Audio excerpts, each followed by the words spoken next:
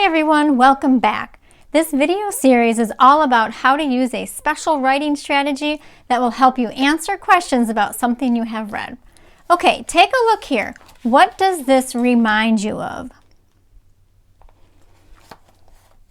What have we been practicing that starts with a C? Whisper what our C poster says. Yes, cite text evidence. After restating a question and answering it, we add proof from the text to show that our answer is correct. And remember this activity we did and had to prove that the dog ate the chocolate candy? Let's review what we have written here. You can read along with me. It says, the one who ate the teacher's chocolate candy is the dog.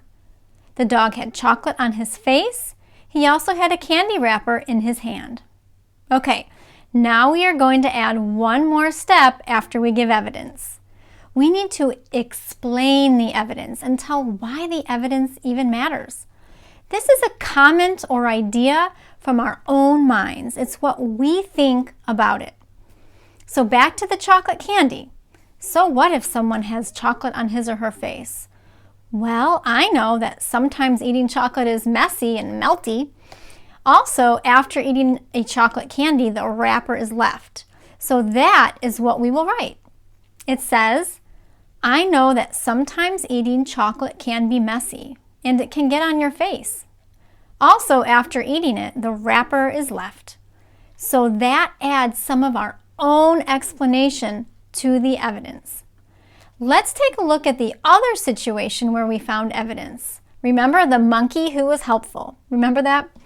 Here's what we had already written, and you can read along with me. It says, a character trait that describes the monkey is helpful. The monkey quickly helped clean up someone's crayons that spilled, and he helped carry some heavy books without even being asked to. Okay, so now, after giving the evidence, we need to add an explanation. We need to explain a little bit with ideas from our minds. So what if someone helps pick up crayons? What do I know about that? Well, I know it is nice to notice somebody who needs help and then to offer to help them without even being asked to, especially when someone's having a hard time, right? So we can write about that. We can say, this shows that he notices who needs help and then quickly offers to help them. It is nice to be helpful to people who are having a hard time.